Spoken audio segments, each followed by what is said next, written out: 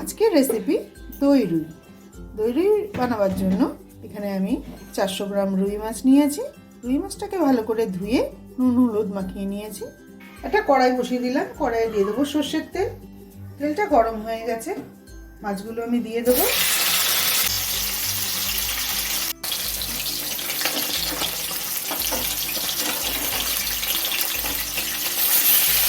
লাল লাল করে মাছগুলোকে ভেজে নেবো আমি।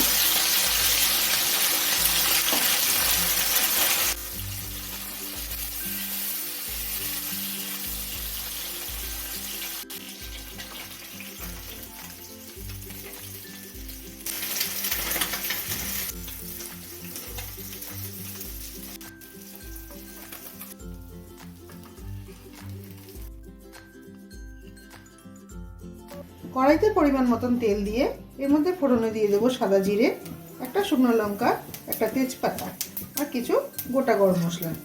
এখানে দুটো এলাচ আছে, দুটো লবঙ্গ আছে, একদম অল্প একটু দারচিনি ফোড়ন দিয়ে দিলাম। ফোড়নটা একটু ভাজা ভাজা হয়ে গেলে পরে এর মধ্যে দিয়ে দেবো পেঁয়াজ বাটা। এখানে একটা বড় সাইজের পেঁয়াজকে আমি বেটে নিয়েছি।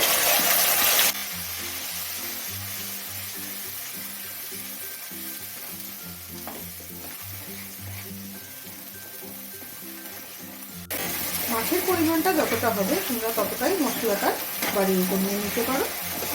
এই একই সাথে দিয়ে দেবো 5 কোয়া রসুনকে আমি বেটে নিয়েছি, 1 ইঞ্চি আদা বেটে নিয়েছি, আদা বাটাটা দিয়ে দিলাম। পেঁয়াজ আদা রসুনের কাঁচা গন্ধটা চলে যাওয়া অবধি আমি কষিয়ে নেব। একটা মশলা বানিয়ে নেব। এখানে আমি নিয়েছি 30 গ্রাম টক দই। 30 গ্রাম মানে এখানে 3 চামচ টক দই আছে। এখানে 5-6 কোয়া কাজু দিয়ে দিলাম, 1 চামচ দিয়ে দেবো চারমগজ। এবার একটা মিহি পেস্ট বানিয়ে নেব। পেঁয়াজ আদা রসুনের কাঁচা গন্ধটা চলে যাওয়া অবধি আমি ভেজে নিলাম।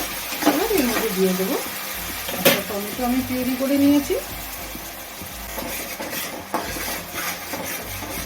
টমেটো পিউরিটা দেওয়ার পরেও আমি কিছুক্ষণ সাঁতলে নিলাম। এবার এর মধ্যে দিয়ে দেবো স্বাদ মতো নুন, হলুদ গুঁড়ো, কাশ্মীরি লাল লঙ্কার গুঁড়ো আর লাল লঙ্কার গুঁড়ো দিয়ে দিলাম। আমি 2 চামচ দিয়ে দিলাম। ঝালটা তোমরা যে যেমন খাও সেভাবে তোমরা দেবে।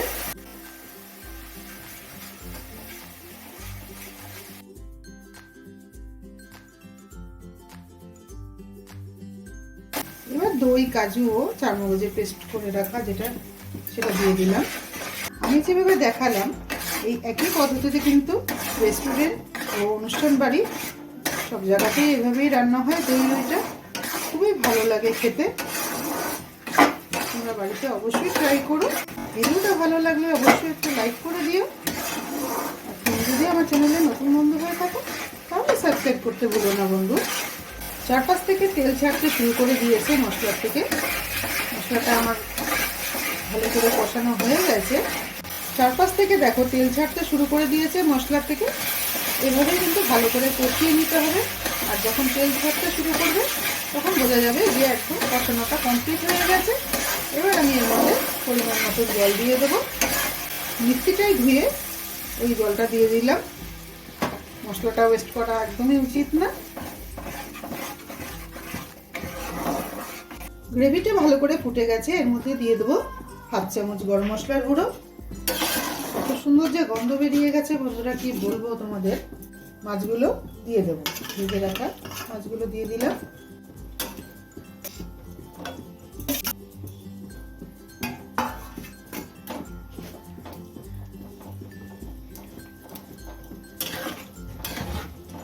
এইভাবে রান্না করলে অপূর্ব স্বাদ হয় দই রুইয়ের। সেম পদ্ধতিতে তোমরা কাতলা মাছ দিয়েও করে নিতে পারো। দই রুই রান্না একদম কমপ্লিট হয়ে গেছে। এর মধ্যে দিয়ে দেবো কুচিয়ে রাখা ধনে পাতা।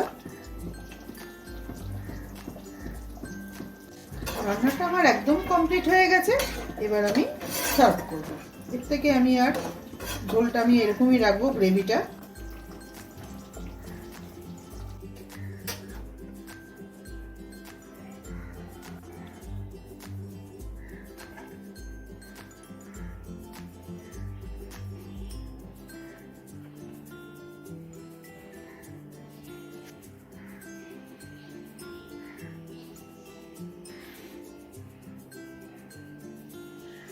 তৈরি হয়ে গেল একদম রেস্টুরেন্ট স্টাইলের দই রুই। তো ভিডিওটা ভালো লাগলে একটা লাইক করে দিও। তুমি যদি আমার চ্যানেলে নতুন বন্ধু হয়ে থাকো তাহলে একটা সাবস্ক্রাইব করে দিও। পুরো ভিডিওটা দেখার জন্য অসংখ্য ধন্যবাদ। সবাই ভালো থেকো। দেখা হচ্ছে পরের এপিসোডে।